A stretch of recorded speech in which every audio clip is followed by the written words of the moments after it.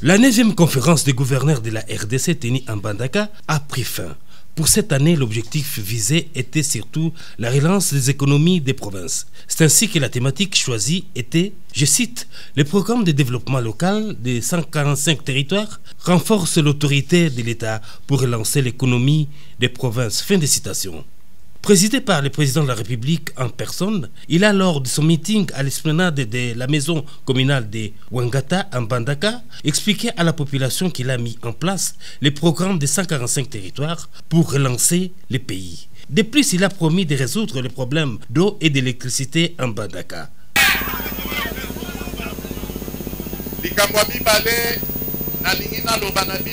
La deuxième chose que je voulais vous dire concerne ce que j'ai entendu de mes propres oreilles depuis l'aéroport. C'est le problème du courant que vous ne cessez de réclamer. J'ai tout compris. Seulement, d'un côté, vous réclamez le courant. De l'autre côté, le gouverneur dit que vous avez le courant électrique. Je voudrais savoir de quoi il s'agit exactement. Dans notre programme, il y a la solution pour le courant. Vous avez vu, lorsque j'ai appelé quelqu'un de la SNEL, c'est celui d'Antser qui s'est levé. Antser, ce sont ces gens qui font l'électricité dans les zones rurales. Ils ont fait un grand travail. Beaucoup de zones rurales ont été électrifiées. Nous n'allons pas nous arrêter là, nous allons continuer. Prenant appui sur l'approche décentralisée, ce projet fait appel à la petite hydroélectricité à construire et à réhabiliter, ainsi que les centrales solaires à installer. Nous sommes ici dans le cadre du projet d'électrification des artères publiques qui a été initié par son Excellence Félix Antoine Tshisekedi Tshilombo dans le cadre du projet PDL 145 territoires. Et nous sommes ici pour pouvoir lancer ces projets dans l'espace Grand Équateur. On a atteint l'objectif parce que c'était d'abord lancer le projet dans sa première phase, parce que nous sommes déjà déployés dans les 5 provinces de l'espace Grand Équateur, précisément dans les 5 chefs-lieux, à savoir Guado, la ville de Guado, Gemena, Mbandaka, Bwende et Lissala. Nous avons plutôt des équipes qui sont déjà dans les 5 provinces. Et nous, on a commencé ici, c'est vraiment notre première phase. Et nous avions décidé de lancer le projet ici.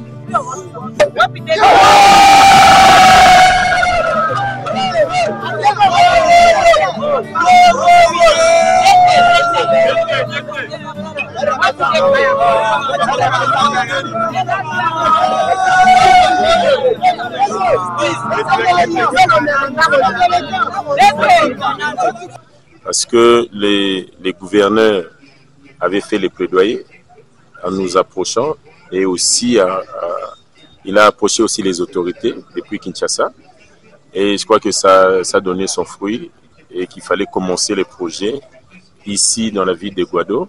Il y aura une deuxième phase et certainement jusqu'à la 5e phase pour pouvoir couvrir les 164 km que le gouverneur a demandé. Donc on voit vraiment qu'il y a cette nécessité de pouvoir électrifier les artères publiques pour renforcer la sécurité, surtout dans les coins où il n'y a pas d'électricité.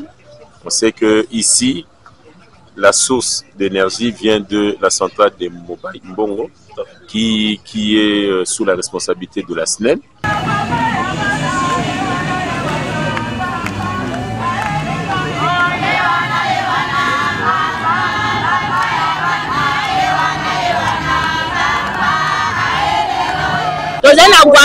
Nous sommes ici à Guadolite. Nous sommes très contents du fait que nous voyons l'électricité. On nous a mis de belles ampoules. Nous sommes tous bien éclairés. Moi, je vends de l'huile à Lipangola, ici à Guadolite. Je commence à vendre à partir de 10 h et j'arrête à 21 h. Je suis très contente de ce que vous avez fait. C'est très joli. Ce portefeuille concerne les Norobangi, Sidoubangi, la Chuapa, l'Équateur et la Mongala.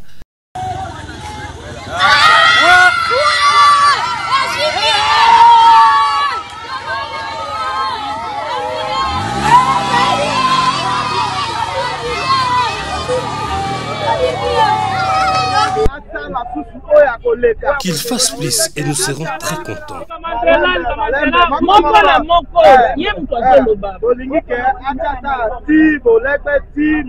Qu'ils continuent l'électrification jusqu'à Mobaï.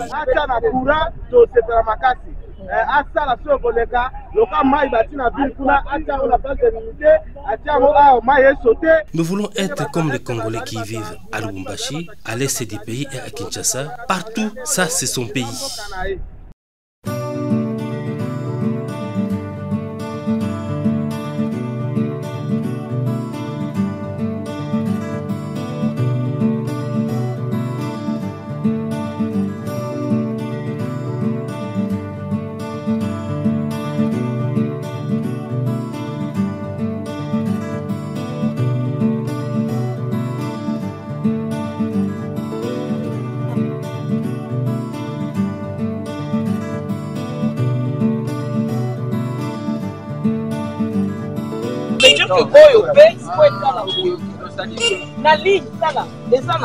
Donc il faut partir pour la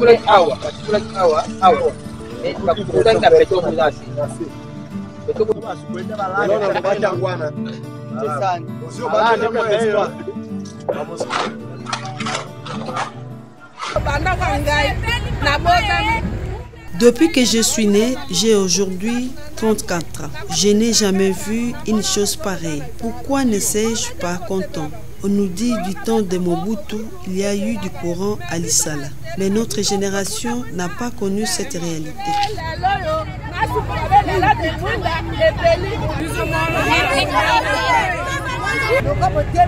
Nous sommes très contentes de voir la lumière. Ajoutons-nous de l'eau 24 heures sur 24. On sera beaucoup plus contents.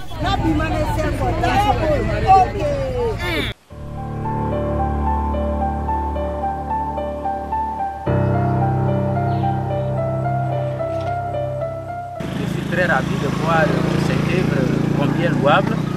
Et vous savez, l'éclairage ou l'électricité, c'est le socle de développement. Et si nous avons de pareilles activités, de pareilles œuvres, ça constitue déjà un développement. C'est un atout vraiment pour la province. Je ne peux que féliciter le chef de l'État et lui demander de continuer davantage. Il y a beaucoup encore à faire et qu'il puisse voir dans la mesure du possible quel projet encore qui peut ajouter pour l'intérêt vraiment de sa population. J'ai un immense plaisir de féliciter l'œuvre que l'excellence président Félix Tshisekedi est en train de réaliser au sein de notre province. Effectivement, si cela se réalise dans toute la province, ce sera une bonne chose. Vraiment, c'est un président qui a les soucis de développement.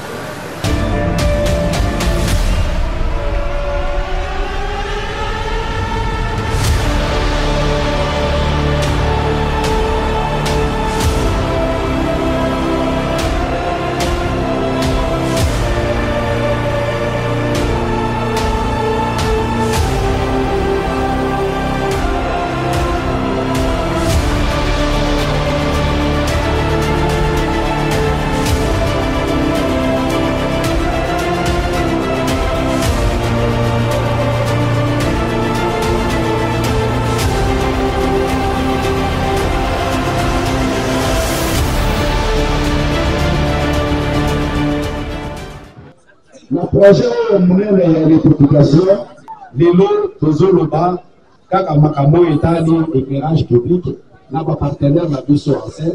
Par contre, peut-être, que c'est difficile que quelqu'un parle de lui-même. Les entreprises, ce n'est pas la première fois qu'on a ça. Vraiment, la expertise avérée dans le domaine de l'électrification. Pour ça, nous avons dans l'inquiétude.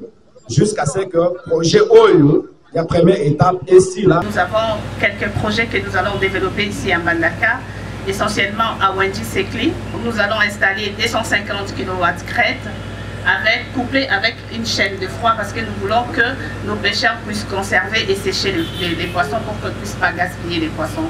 Pour lier l'acte à la parole, l'ANSER a inauguré officiellement ses bureaux de Mbandaka et puis présenté son portefeuille de projets d'investissement prioritaires pour son pôle Grand Équateur. La SER est l'organe de l'État qui s'occupe de l'électrification des zones rurales et périurbaines où justement la SNEL n'y est pas.